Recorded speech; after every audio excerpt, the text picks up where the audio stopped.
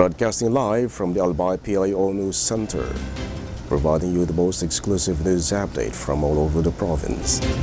This is 12 o'clock Newsbreak.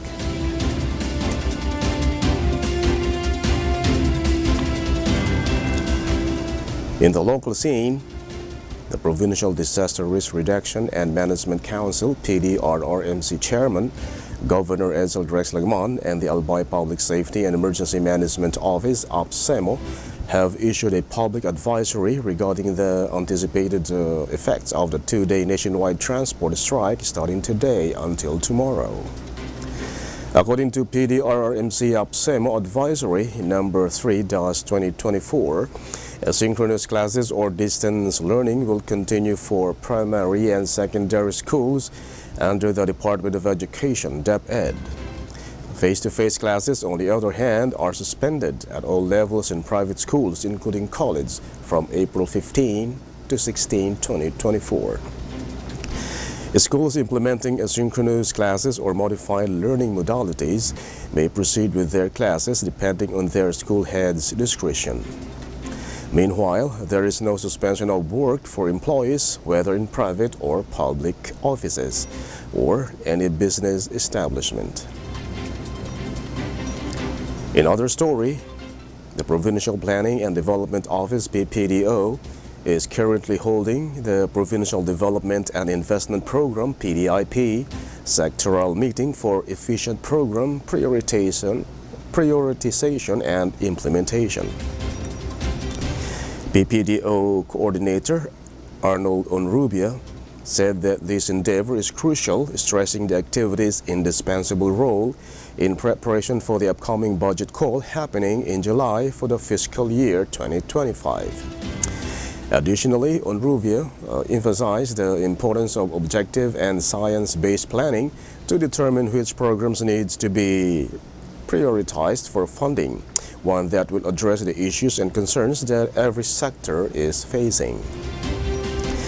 The PDIP is a 6-year planning document which ranks and prioritizes PPAs proposed in the PDPFP, which serves a key vertical influence in linking municipal and city development projects with those of the province, with regional and national PPAs.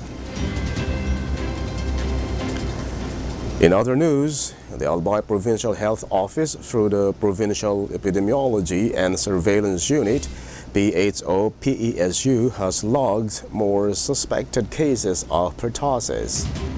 At present, 2 additional alleged pertussis cases were reported from Pulangi and 1 from Piudran, and was immediately investigated by the local government unit in partnership with PESU and RESU. These new numbers add to the existing 5 records of suspected cases, where 2 over 5 have tested positive and 3 negative. For now, PHO-PESU assures the public that they are religiously monitoring the ongoing investigation and verifications of suspected cases in the province.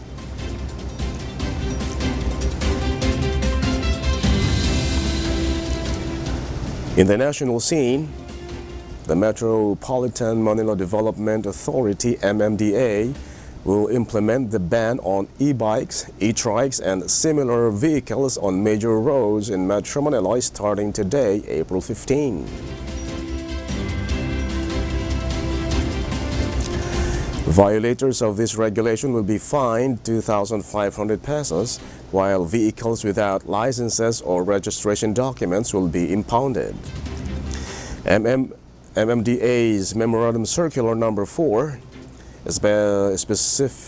specifies the roads where e-bikes, e-trikes, tricycles, and kuliglegs are prohibited, including Claro M. Recto Avenue, President Quirino Avenue, Araneta Avenue, Epifanio de los Santos Avenue, Katipunan CP Garcia, Southeast Metro Manila Expressway, Rojas Boulevard, Taft Avenue, Osmeña Highway, Shaw Boulevard, Ortegas Avenue, Magsaysay Boulevard, Aurora Boulevard, Quezon Avenue, Commonwealth Avenue, Bonifacio Avenue, Rizal Avenue, Del Pan Marcos Highway, MacArthur Highway, Elliptical Road, Mindanao Avenue, Marquez Highway, Bonifacio Avenue, España Boulevard, and others are as determined by the MMDA. In other story, President Ferdinand Marcos Jr. on Sunday, April 14, said the Philippines' collaborative efforts with other countries would bring a brighter and more prosperous future in the Indo-Pacific region. Following the historic trilateral meeting with the leaders of the United States and Japan.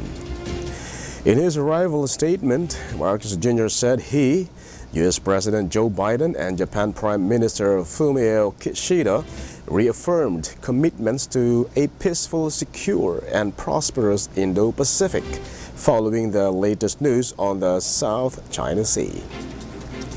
The Philippines and U.S. have been treaty allies since 1951 because of the Mutual Defense Treaty, which guarantees that the two parties will come to the defense of the other in the event of an armed attack. Earlier this week, the U.S. and Japan vowed to pour in billions worth of investment to help the Philippines become more economically resilient amid China's continued incursions and illegal actions in the South China Sea. In other news, the Philippines is determined to assert its sovereign rights in the South China Sea. Philippines Foreign Secretary Enrique Manalo said on Friday, while U.S. Defense Secretary Lloyd Austin said Washington is in lockstep with Manila against coercion. The officials spoke at a meeting between U.S. and the Philippines Defense and Foreign Secretaries and their national security advisors, a day after the leaders of the U.S., Japan, and the Philippines met at the White House to push back against Beijing's increased pressure on Manila in the disputed South China Sea. The security meeting comes hours after China summoned Japanese and Philippine diplomats to express dissatisfaction over negative comments about it aired during the Thursday summit.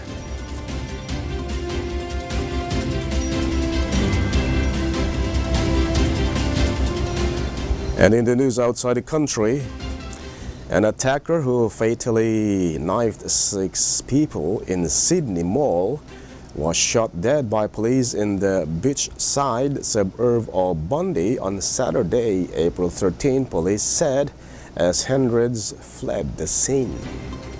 The assailant was shot by a police officer after he attacked shoppers in a busy Westfield Bundy Junction shopping center, according to a police statement.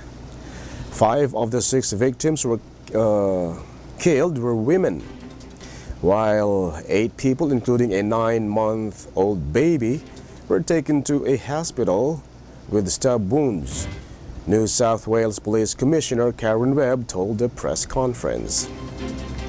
Webb said that police at this stage do not believe the attack was terrorism-related.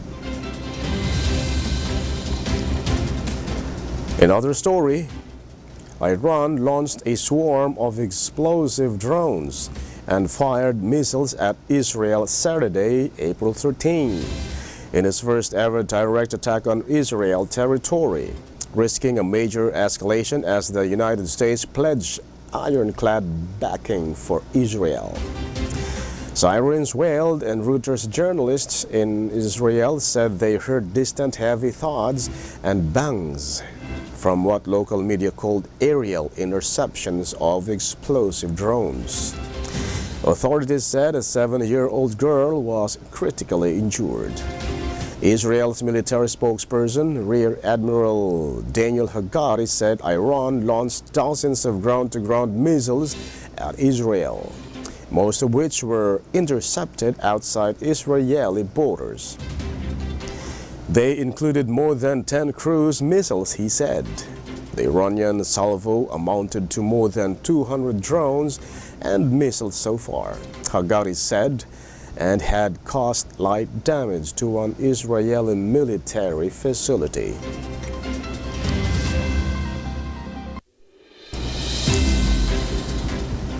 And finally, in the news outside the country, U.S. President Joe Biden on Friday, April 12, said he expected Iran to attack Israel sooner rather than later, and warned Tehran not to proceed. Biden said he would not divulge secure information, but said his expectation was that an attack could come sooner, not later. He spoke to reporters at the White House after the virtual speech to a civil rights conference. Israel braced on Friday for an attack by Iran or its proxies as warnings grew of retaliation for an attack on Iran's embassy compound last week in Damascus that killed a senior commander in the Iranian Revolutionary Guard Corps Overseas Quds Force and 6 other officers.